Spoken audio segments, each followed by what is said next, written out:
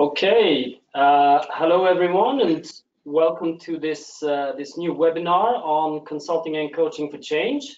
My name is Anders Geselius. I work as a program advisor for this course, and I'm taking over from Miranda Peterson, whom some of you have already been in contact with as well.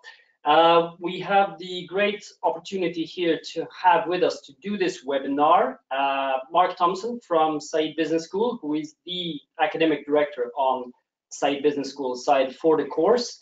And he will be sharing a lot of his thoughts and insights about many of the things that he has and is putting into this program. So without further ado, I'm going to turn it over to Mark. And just to mention to everyone participating as well, you can chat in questions. You have a question box on the right-hand side of your screen. So please don't hesitate to do that. We'll try to treat most of the questions towards the end of the session. But if there's something that comes up that is particularly relevant to what Mark is speaking about or the current slide, then we might try to handle that then. Okay, so thank you very much, and thank you so much, Mark, for giving me your time today. Okay, thank you, Anders, and hello, everyone.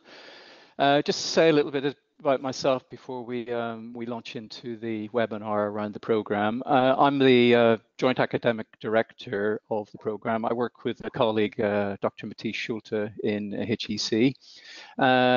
It's a collaboration between HEC and Oxford, and one we're very proud of. It's been going for 16, 17 years.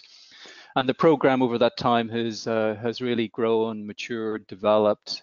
So people joining it actually will be entering a kind of learning context where we spent a lot of time perfecting. My own kind of interest in change or organizational change is really around the whole area of transformation of work. I've got a book coming out on meaningful work after Christmas. I do work on getting into the sort of nitty-gritty of organizational change. For example, I'm currently working with some plastic surgeons and medics on understanding high levels of stress in the workplace and high turnover there, using a change intervention, one that we actually teach on the program. So hopefully that will have some impact in that kind of community. But I mean, reflecting on change, I guess the Chinese curse, "May you live in interesting times," is really very germane to the world we're living in at the minute. I mean, we work with here in Oxford and also in HEC, looking at scenarios of the future and are kind of futurizing. And if there's one thing that I think we're all very certain about, is that uncertainty is the new norm. So change is very much core to many organizations' interest. I mean, I was just in a discussion with an engineering company, for example, this morning, where I'm doing a bit of research and also developing a leadership development program for the top team. And I mean, their big issues are pretty typical, you know, moving towards a matrix organization. How do they become move from products to services? How do they get rationalization across a global footprint? How do they kind of lift the capability of their managers to deliver on that change? And actually, when we got into the discussion about that, the whole area of conversation became quite important. And conversational work is critical to the role of a change agent. So the reason we've given this title to the webinar about "Are you ready to have courageous conversations about change?" is partly linked to this mode of working in organizational change settings. And conversations are really shaped by your assumptions about the world. They're shaped by your knowledge. They're shaped by your experience. And the people you're having conversations with about change actually might have something quite different in terms of their perspectives about the world. And the rationale behind the consulting and coaching for change problem is really to teach people's perspectives about change and how people come to change and think about change. So we anchor it very much in a multi-theoretical perspective about change. We want to bring social science theory to practitioners, so those people for example, in the engineering company who are working in functions or working in kind of communities of practice around engineering or working in sales and so on and so forth, all have different perspectives about the world. I mean, an engineering mindset might be quite different from a kind of sales mindset. Leadership, people leading functions might have also different perspectives. We kind of want to anchor that more deeply in social science theory, and as a way through that challenge assumptions about change and help people reframe their roles as change agents. I mean, the interesting thing about a change agent role is quite often you may be, if you're a consultant, have a temporary engagement with an organization. So you need to be able to read that organization, diagnose it, be able to understand quickly how people are viewing change. But most importantly, be also self-aware about how you turn up in the organization, what assumptions you may be bringing to that conversation and that engagement. And social science theory and multiple perspectives are a way of kind of enriching how you see yourself and how you might engage in an organizational change intervention. The other thing that will probably make the program distinctive from others is this emphasis on critical thinking. And by critical thinking, I don't mean being negative.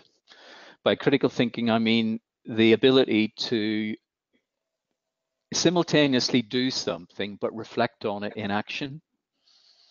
And this is a very important skill and capability for any change agent, in fact, any leader in an organizational setting, to be simultaneously in the action but also out of the action, so that they hold both of those things in balance in some way. And they're able to think about, okay, what they're doing, but then critically challenge it at the same time. And through the program, we work on that quite a lot in terms of developing those capabilities. The other thing that I think makes it distinctive is because of the multiple theoretical perspectives, and the theoretical perspectives are not just, there's a lot of theory around in the management and change world, but a lot of it is not really connected to practice. And when we're selecting the theories that we're working with, one of the criteria is it has to have some type of intervention methodology associated with it. So it has to have be able to be actionable in the world. And we introduced a range of different approaches on that basis. The other thing that makes it distinctive is about the network that you will get into, really. I mean, we have a community of over 400 alumni who are all doing wonderful things. They, as a result of the program, they might go on to change organizations, change their careers, go into consulting or coaching roles. But they've also created a great community of interest and a great community of support. They meet twice a year. They've just had a recent event in Oxford looking at systemic change, with some faculty from the program and other invited speakers, and they bring their own work and their own challenges into those meetings, and they also work together. So there's a fantastic network of people who you can get to know, which is another, and it's actually one of the rare alumni groups that are really anchored around a program. Most alumni in business schools belong to the larger alumni group, which you will do, obviously, but this group is a kind of self-sustaining community of practice, really, which is continuing its professional development and learning. So I think that makes it really distinctive. Now, I said about multiple perspectives around change. I mean, there's different ways of thinking about it. It can be, it's about planning something. It could be rational and linear. It could be about sets of best practices that you may want to introduce. So it could be kind of, you might see change through that lens. You might see change as actually quite emergent. It's kind of slightly unknown and ill-formed and has potential to be something different from where you started. So it's quite dynamic in how you may think about it. You might think of change as something to do with collective learning. We see organizations as learning institutions. We see them as engaging with the world to adapt to new contexts, to adapt to internal dynamics, and it's all about collective learning. Other ways of thinking about organizations from a change perspective is as a political game. You know, it's all about the interests of different stakeholders, both external and internal, and part of how we deal with change or work with change is on that level of power and interests, and how they can be reconciled or worked with.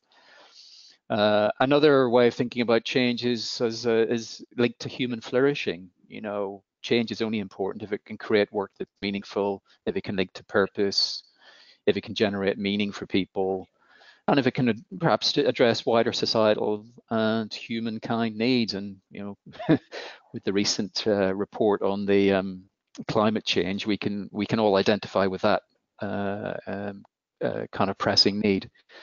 Other perspectives might say change is incredibly chaotic and not manageable at all, and something that you have to kind of surf with as you go along. So people may all have, I mean, there's different theories, there's different ways of thinking about change, and the program really is not saying one of these is best or one of these is the way to do it. What we want to do is kind of open up your palette, as it were, to these different ways of thinking about change, and probably think of them more as complementary rather than contradictory, and perhaps even paradoxical. You know, you may be trying to do one thing in terms of planning it, but you know, certain problems keep reoccurring. How might we think about those in a different way? Might a different theoretical perspective open up new questions and new ways of addressing it? So why a multi-theoretical lens? I mean, we're not sort of just saying this is all about psychodynamics and a psychological perspective. We're saying that there are a range of different theories, and they can give us tools to act on the world. They may challenge how we think about the world. And on a program like this, I think in terms of the kind of journey over a year and a half or so, after, including the dissertation, what I have seen is that people fundamentally, you know, challenge their own thinking, their own assumptions, and you get growth, both of the individual but also of the organization. I've talked about the interplay between assumptions and change practices, about being aware of how you act in the world, in terms of what assumptions you're working from and what the implications of those are.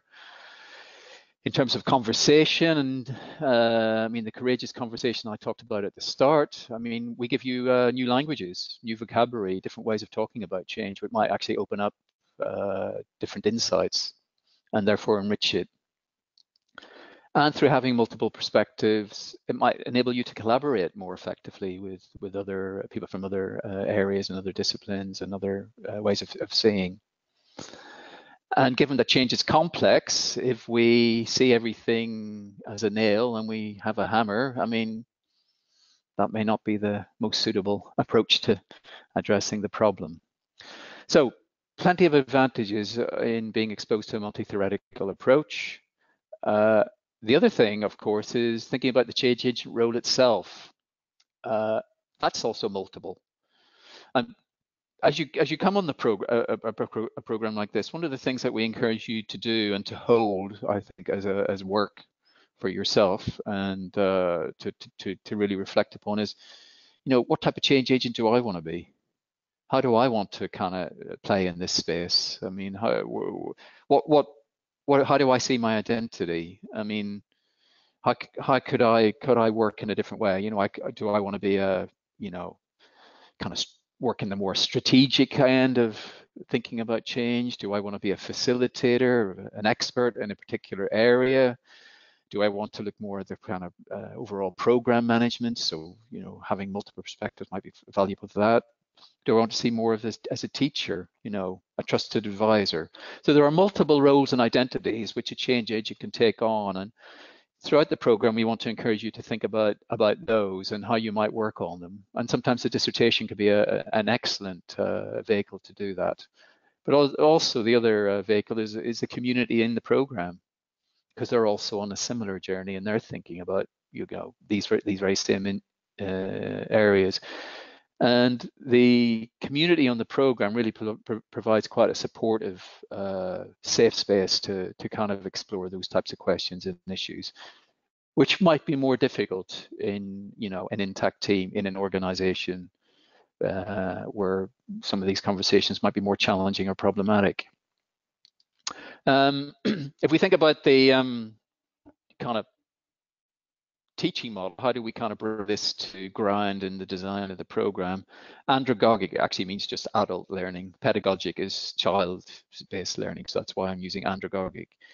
But the model really has a number of different dimensions in terms of how we think about it.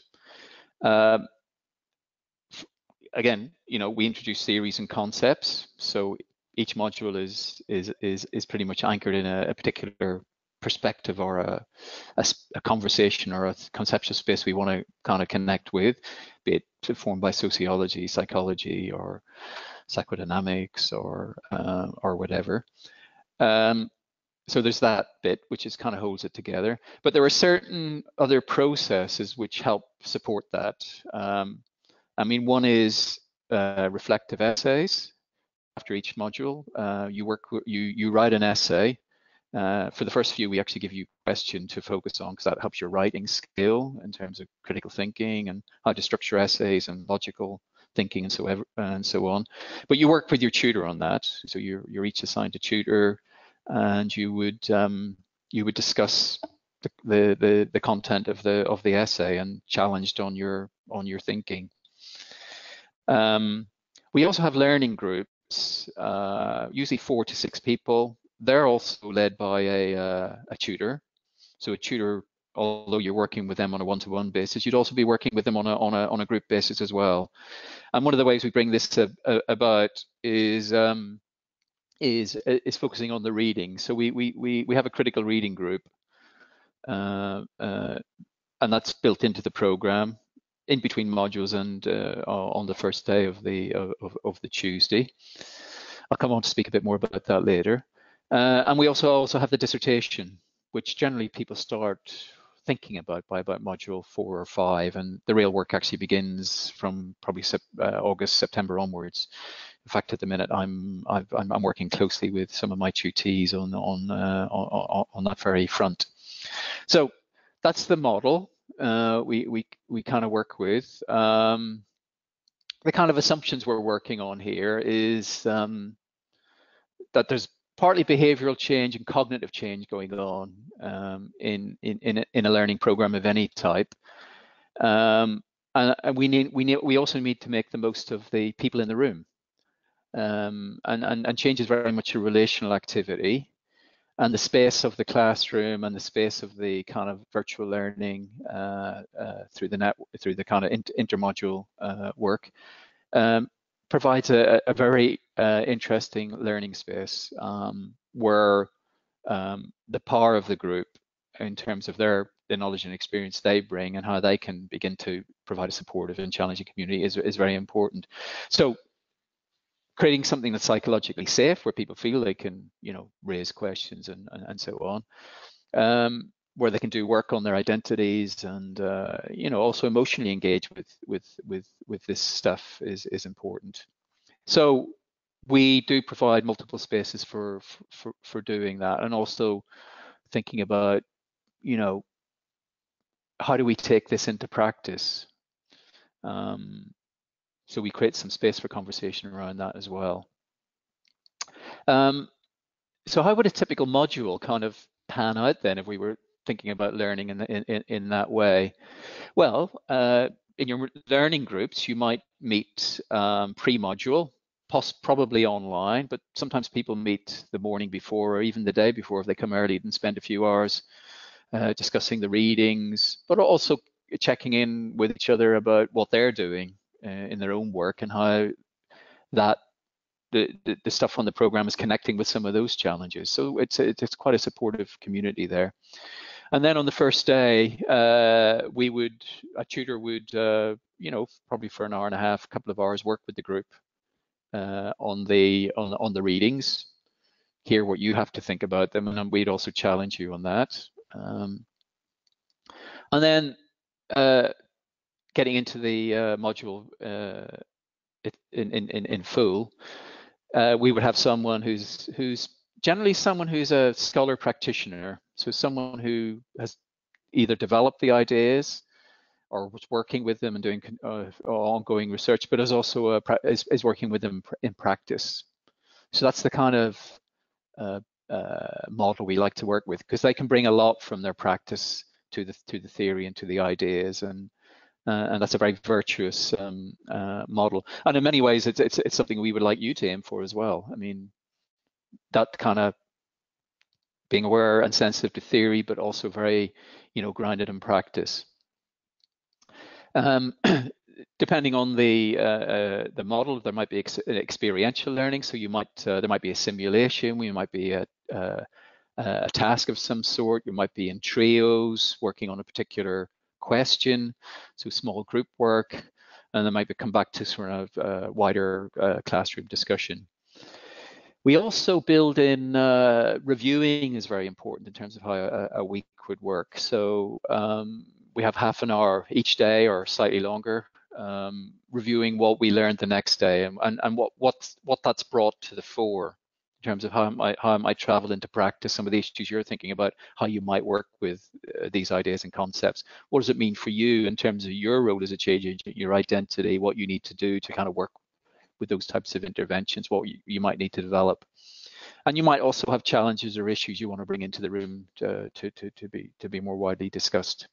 So we do that generally half an hour, 40 minutes at the beginning of the day, and sometimes we do it at the end of the day as well, depending on people's appetite for that discussion, because sometimes it's good to work with what's in the room at that particular time. Then after each one module, as I say, you have an essay to write, and that provides the basis for discussion, and tutors provide support to the dissertation process. So that's a typical module. Tutors, the role of a tutor, which you'll work with, some from Oxford, some from HEC, talk about the essay, supervise your thesis, provide feedback, and so on and so on. The tutors are generally people who are working in the field, have a knowledge and experience of these theories and ideas, and are working practically as well quite often. If we think about people who are coming on the program and what their typical objectives might be, and some of these may resonate with you, some of them may not. Quite often, practitioners or change agents, functional leads, managing directors, consultants, coaches, they have a hell of a lot of experience, typically 20, 25 years. So if we're sitting in a room, there might be 700, 800, up to 1,000 years of experience sitting there. And what I find is that people really want to make sense of their experiences and have a kind of conceptual framing for that. They kind of intuitively know how something works, but they want to theoretically know. And if they know conceptually, it enables them to move much more quickly and to also perfect and develop what they're doing. So theory is quite useful in that way of a shorthand and quickly trying to understand why some things may not have worked, actually, because you may have experiences of things, recurrent problems coming up, and engaging with the program might help begin to open up some of those open up insights on that, help you reframe your practice, because your practice might be, it could be, be good, it could be even better. It might be even better if you kind of blended it with something else to really enhance it. So informal stuff that you might kind of be working on as well is building new networks and relationships. I've talked about the very active alumni association. You might be thinking about changing role, career, activity. So there's all this kind of work beneath the surface that's probably going on as well. And we feel that the program provides an excellent space for that to happen and that work to be done. Now, what's the year ahead looking like if you were to come on the program?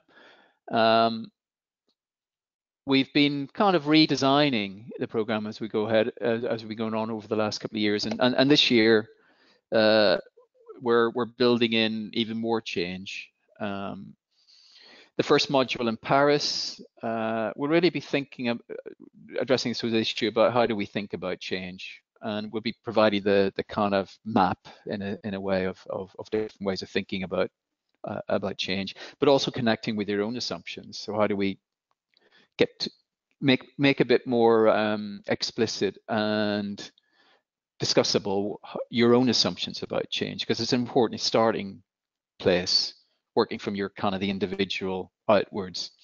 And I mean, that will be a mix of simulations and activities, and but also some conceptual frameworks and inputs. The second module also focuses on self as well, self as an instrument for change, and there we'll be. I mean, it's quite often seen as a given sort of area in terms of thinking about change agency, but a lot of people actually don't work on this.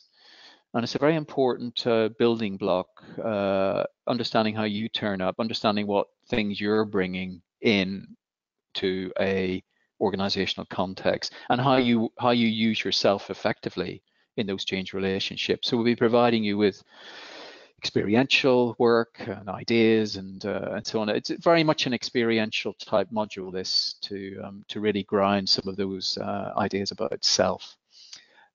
We then move from that into the group level in module 3.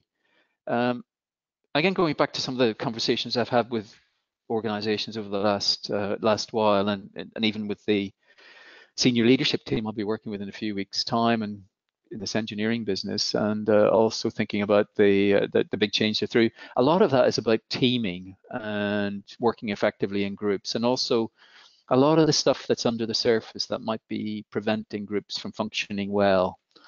So there'll be quite a bit of stuff in here about group dynamics, but also at another level, thinking about social networks and about the structures of groups, and thinking about groups at another level. In module 4, we'll be focusing on what are the kind of the conversations that are rarely had about change. We don't talk enough about failure in terms of change programs. We all know 70 or 80% of change projects fail. That seems to be quite a well-known statistic. But do we really get under the bonnet and really understand what failure means? In whose terms has it failed? It may have failed for one reason, but be successful in another. So how do we actually work with failure as an idea in change? How do we build resilience? What does resilience mean? Is it organizational? Is it the team level? Is it individual level? We're talking about failure. It might be multiple levels as well, but failure might mean different things at different levels. So beginning to open out what we mean by these terms, and also build deeper insight around them. Then in module 5 and 6, we're going to be taking this theme of transforming work. So I've been through some of rethinking change, focusing on self as instrument, understanding groups and teams and how they work in change context, looking at the whole idea of building resilience and working with failure in a productive way, and then thinking about work. So how you transform work, and we'll be focusing that module is likely to be in Copenhagen at the Danish Design Center. Denmark is a kind of leading design society or capital of the world, and lots of issues around healthcare, which is a generic issue which will be very valuable to work on, and we'll be focusing on that theme and bringing in different perspectives and different models of looking at transforming work from a systemic and work and broader societal level as well, and thinking about healthcare. The next module will be in Berlin, and there we'll be looking at the whole finance ecosystem. Berlin is the center of fintech. It's one of the centers globally for fintech, and we've got we'll be working on cases there, bringing in an ecosystem perspective on fintech change in fintech system, working with a number of leading banks, startups, and the emerging startup ecosystem there. So we'll be capturing change from kind of small, high growth firms, but also what that means for large incumbents who are being challenged by digital transformation of banking, for example. So lots of richness in there from real world problems. And what you'll be able to do is apply some of the learning of the program into addressing those real world problems. And then finally, Module 7 in Paris, which will be in April of the 2020, actually. That's when you discuss your dissertations. So we turn that into a practicum and a conversation around the outcomes of your research. And it's like a mini conference, and you have the great opportunity to present your work, but also hear questions from your colleagues on the program and from the examiners as well, who are really intrigued by the work that you do.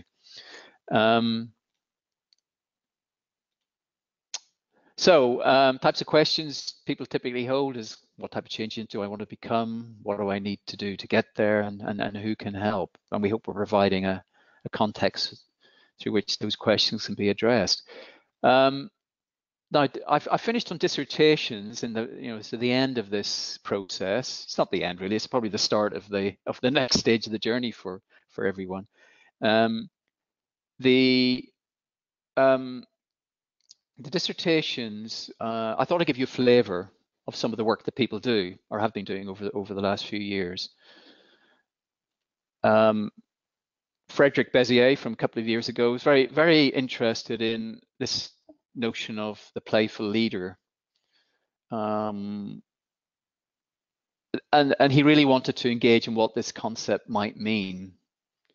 He wasn't talking about play. He was really talking about this notion of playfulness. So if a change agent or a leader was kind of playful, to what extent could that open up a different type of relationship with teams and groups, people they were working with around change? Did it provide a space for different types of things to emerge? How could playfulness help with this whole process of change?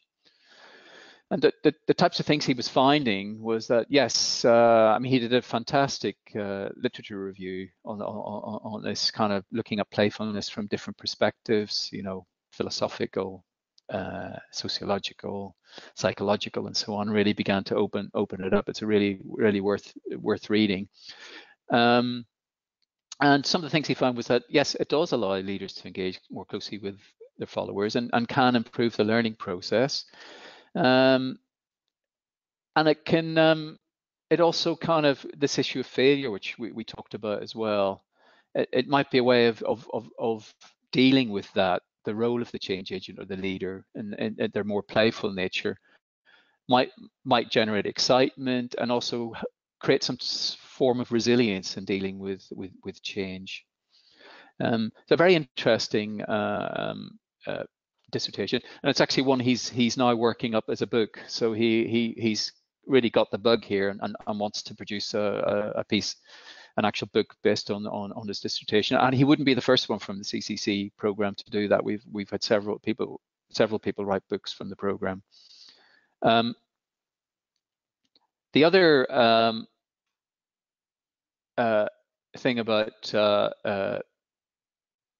another kind of dissertation, Diego Ornick, who worked for an NGO which was increasingly using coaching. He was interested in the coaching relationship and how coaching was actually used in organizations, and whether there might be a dark side to coaching. It's often seen in very positive terms and very productive terms, but actually, could it actually be problematic in some ways? Could it actually be masking some of the underlying problems within an organization? It substitutes for lack of good leadership and management.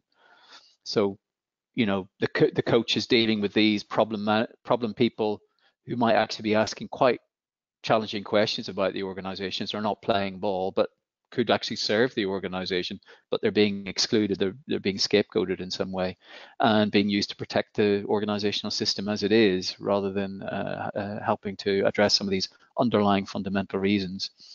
And also maybe it's not helping with organizational learning as a result. It's individualizing things. And how can coaches navigate this? Do they take on the agenda of the organization? How do they challenge the organization? Do they come complicit with these types of dynamics in the coaching relationship? So he opened up a very interesting set of questions around that, about how they can, the kind of other way, the other way of thinking about coaching.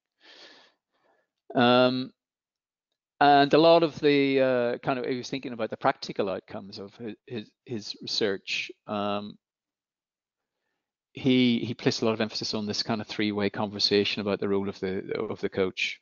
You know, it's about the organization, it's about the coachee, but it's about the coach themselves. How do you kind of build in this more systemic view about the coaching? It's not a dyadic relationship, but actually involves the organization as well. And I mean, a lot of his thinking from there actually came from the program where we were talking about kind of more system psychodynamic ways of thinking about coaching. So he was able to take those ideas and run with them in his dissertation.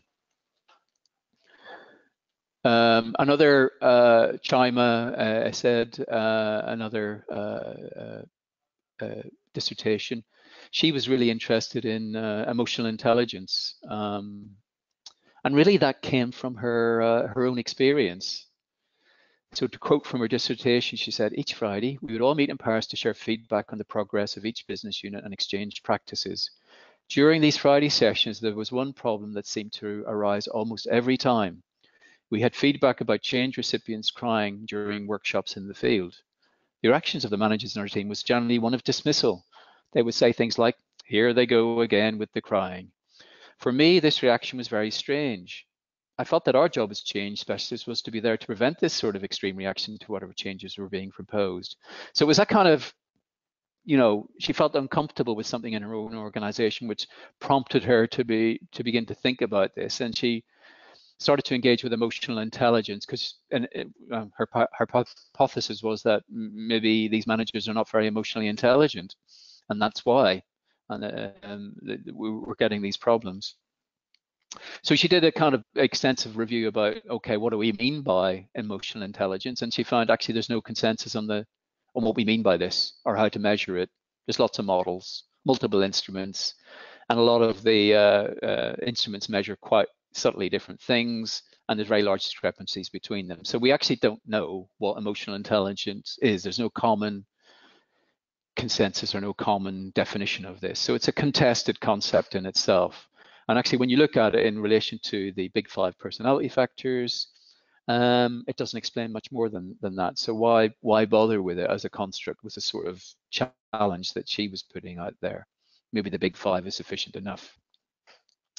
And her research was looking at the change leaders themselves. And the interesting thing, if I skip on to the next page, is how she actually went about this. She did a mixed method. She used some tests. She interviewed leaders, so using some of the instruments that we talked about before, and how they framed these issues using non-directive interviewing. And one of the things she found was that, okay, the test may have said one thing, but when she interviewed the people and they told stories, and she was reading the, making sense of these stories about change and emotions and responses to change. The paradox that she found was that some of the most empathetic managers who she interviewed, and that came across quite strongly through this kind of non-directive interviewing, seemed to score quite low on EI. Why was that? Was emotional intelligence actually capturing anything of value here? And why was this inconsistency between what the EI was capturing and what she was experiencing when doing these interviews and getting the stories around change? So she kind of arrived at this kind of insight that high levels of emotional intelligence, which you may use as guides, may not actually be that effective in thinking about workplace functioning during change. Because there's this whole sort of thing about motivations and needs of the individuals with high emotional intelligence. There actually may be a dark side. They may be quite manipulative in how they're working with their emotional intelligence, and they may do more harm than good. So again, she was enriching and fleshing out this idea of emotional intelligence, really critically assess what this means in practice. A very interesting dissertation. So, in conclusion then, I mean, the CCC, the Critical Change Agent or Consultant Coach Program, really allows you to adopt multiple perspectives, understand the context in which change takes place, challenge dominant views and best practices, emotional intelligence, for example, or the way the coaching is enacted, and also critically reflect on your own role, your actions and reactions. So, questions and possibly even some answers. So over to you. Let me have a look. Okay, so thank you everyone. Yes, Mark, we had a good first question from Annette, who was wondering a little about, she was mentioning that in the beginning about you sharing on social theory being part of the program and intervention methodology. She was also wondering there if we in any way draw upon neuroscience into the program to have insights and for people to best deal with the thrive change in recent years. Yeah, neuroscience. We actually worked with neuroscience several years ago and brought it into the program. It's interesting, the whole neuroscience thing. What we found was that there's a lot of practice out there around, particularly coaching in particular, which is making connections to neuroscience, in terms of different parts of the brain are kind of linked to different activities and so on and so forth. Actually, I mean, it's still a very emergent field, and the scientific knowledge is still at a highly provisional state. So what we were finding was that there's quite a lot of people out there who are making very grandiose claims about neuroscience in relation to change. And we found that actually in practice terms, the practices of coaches working with these ideas wasn't changing at all that much. It was just being repackaged with new languages. So with a new language. So we actually used to have a discussion around that in the program about there was one individual we worked with for quite a number of years around this who developed a whole kind of coaching business around neuroscience. But when you looked at the actual practice and the way that they engaged, probably wasn't that much different.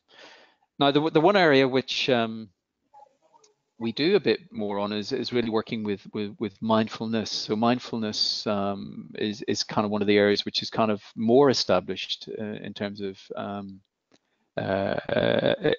impact on working with that idea in change. So we do work with that, particularly in this sort of module on self as instrument, mindfulness in terms of groups and how groups work. So that is a bit more, and there is some link. I mean, there's strong links to neuroscience, but in terms of the link to change interventions and change practices, I think that's at a very, very early stage. So I don't know if that helps. Someone was asking about the visuals, so they didn't actually see the visuals. Is that? We did get confirmation afterwards, Mark, that they could finally see them. So there was maybe some small technical glitch to start. Okay. So they. I think we have a couple more things that we can treat here. So there's a question from Malina about if there's any book that you would consider to be the Bible for addressing change management. No, there's no Bible. We all want to find religion, but you won't find we're kind of pluralistic on the programs, so we believe there are lots of different ways of thinking about change. But actually, we do recommend that you one of the books that we work with an academic called Gareth Morgan, and Gareth's one of the originators of the kind of multi-theoretical perspectives on change. So he has an excellent book, which we actually we recommend you read, which is called Images of Organization, which is not a Bible, but in the way that the world has multiple religions and multiple Bibles, I suppose Gareth's book is a kind of overview of all these different Bibles and religions in the field of change. Okay, thank you for that, Mark. So we have another good question from Chris. How would you best sell the success of managing change to clients? As I suspect there can be significant intangible benefits and fewer tangible benefits.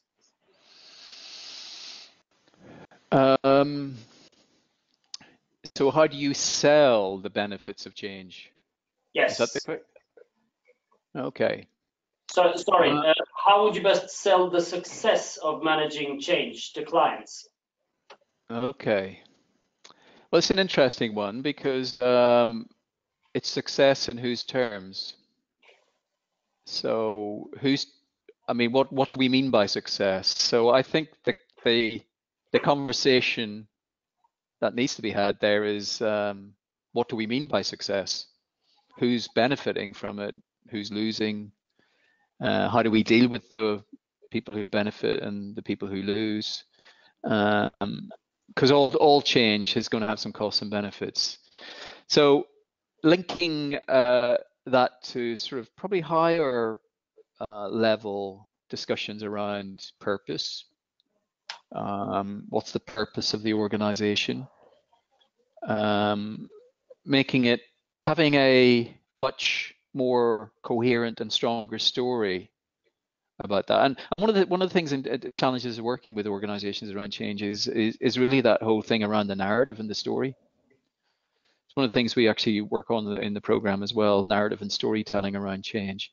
And I think if we look at it in very narrowly instrumental terms about success, be it bottom line, quite often missing the bigger picture here of purpose, which might mean actually you might need to take a short-term hit to get a longer-term advantage. So I think opening up that space a bit more to kind of connect more with purpose could be very valuable in helping, enrich the conversation around success. All right, thank you again, Mark. So we move on to the next one here, another question from Adrian. So what advice and support would you give to practitioners who are not naturally academic, where they learn more from doing and talking, experiential, versus reading and writing?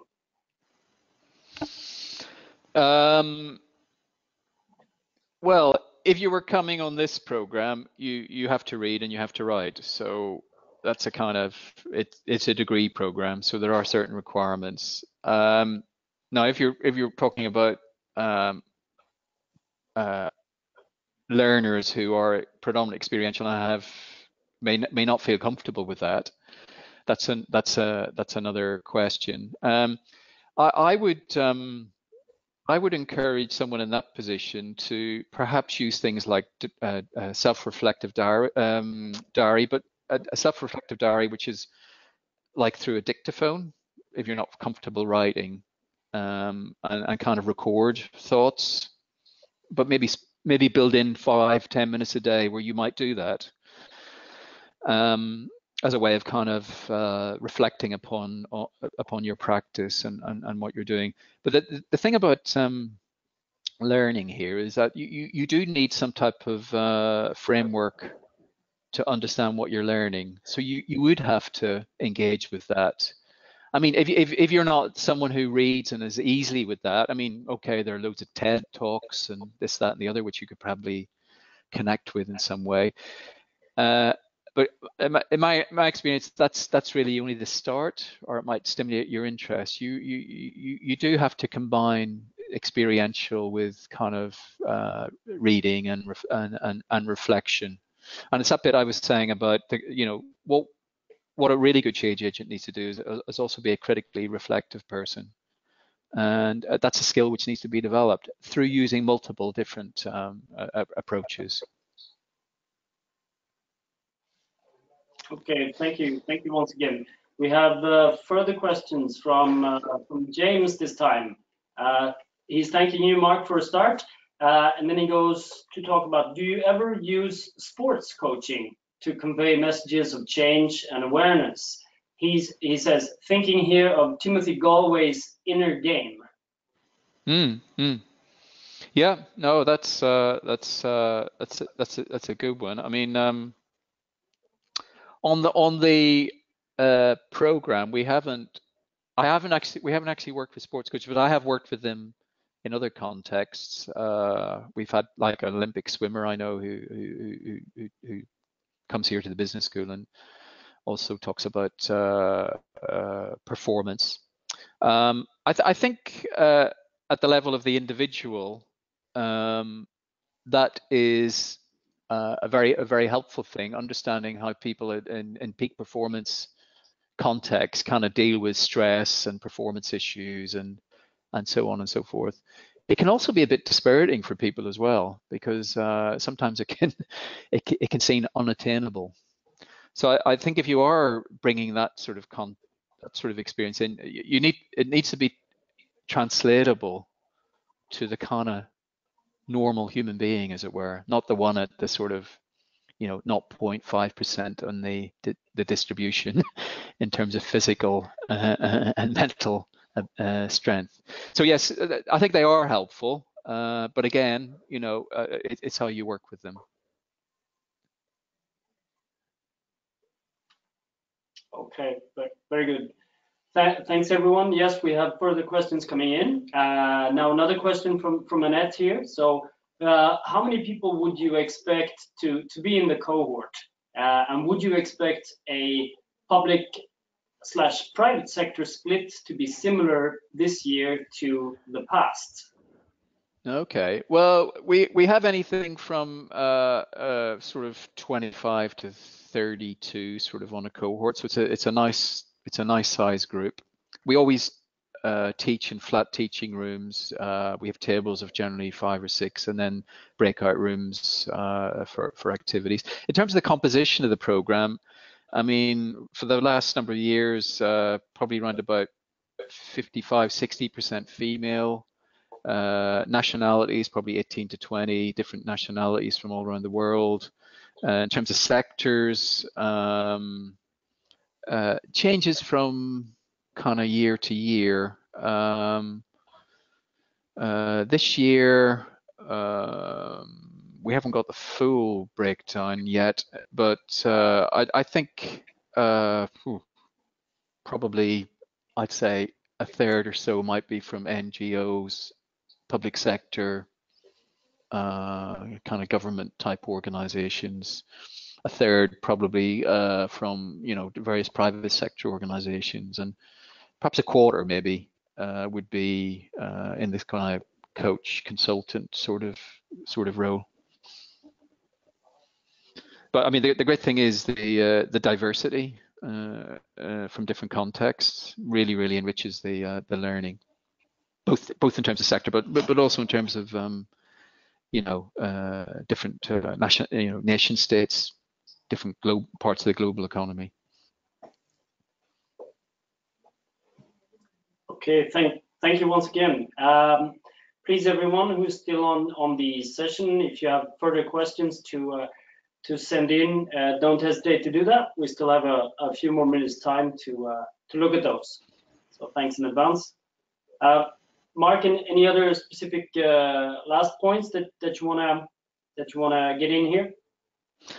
No, but Anders, you might want to tell, just let people know a bit more about the admissions process and how that works, in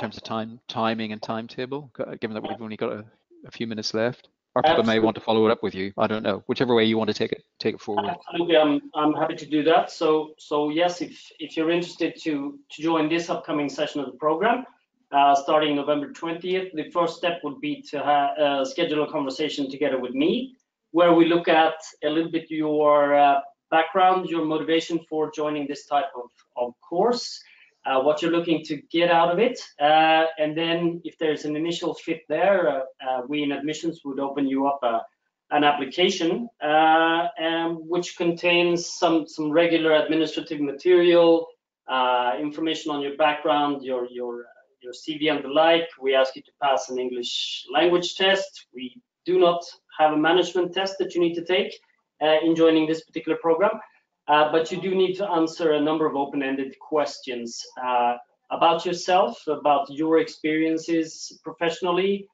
involving change, successes and failures that may touch on the field of change, and as well, of course, again, your what would be your driver, your motivation for joining the program, and also what you see as what it is that you and your experience could be bringing into the other participants and into the classroom as well. And once you have completed the application, then of course it will be reviewed by Mark and Matisse through an admissions committee, and they will be the ones who make the final decision there regarding your admittance to the course. So we have an application deadline date coming up here, October 28th, so just a little under a month before the start of the very first module that happens here in Paris. So naturally, all of you will have all of my direct contact details afterwards, and I'm happy to schedule a meeting or a conversation together if you need further answers about the course and you're interested in potentially joining.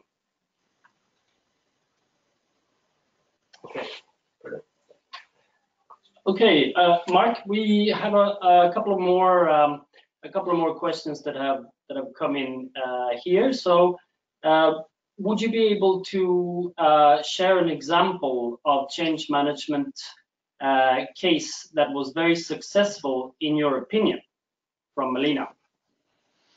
Ooh, that's a good question.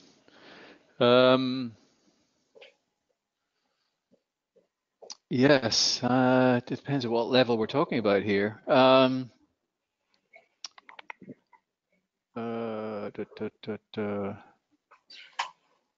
if we're talking about change management in programmatic terms, this is kind of like a program management case. I mean, a classic that's always talked about is the Lufthansa's restructuring in the 80s and 90s, which was handled, you know, very well. I mean, in terms of working at the sort of more sub level, in terms of a function or a team or whatever else, or even a dyadic, there are lots of examples of, for example, Amy Edmondson has done work on teams. In fact, her work on teams has informed the recent work Google has done on teams, where they did a kind of massive review using a range of different methods to understand what makes for an effective team in Google. And teams being a very important mechanism through which change is delivered, and learning and so on and so forth. And Amy's work in in medical areas, for example, in surgical teams, really pointed to the importance of what she calls psychological safety as a grounding for effective teams going through change, particularly when there's new methodologies introduced into surgical practice, or new technologies or whatever. So we do have plenty of examples of that, but it really depends on kind of what level you're really talking about. Is it around program management, or, I mean, to give another example here, we have a center on program management here at Oxford, and one of my colleagues, Ben Fluvberg, has been working with a star architect in understanding why he always delivers his buildings on time and quite often under budget. What is it about the whole program management bit that makes that successful? And a lot of it is about rehearsal and about thinking ahead and doing, piloting and kind of using technologies to kind of really get things down to the, how many screws on the door and what size, and making sure that the supply chain is in place to do all that. So yeah, we can look at it from multiple different levels. So yeah, lots of cases. Thank you very much once again, Mark. We have just the time for one last question coming from Amelie here. So she's asking, what's the difference between change and transition management? Amelie, if you want to chat us also further clarification perhaps on transition, maybe Mark? Yeah. Yeah, I mean, the transition. Yeah. Be helpful for her to elucidate on that. Yeah. Okay. Yeah. Amelie, if you're still on there, if you could type in an addition to transition management, a small clarification.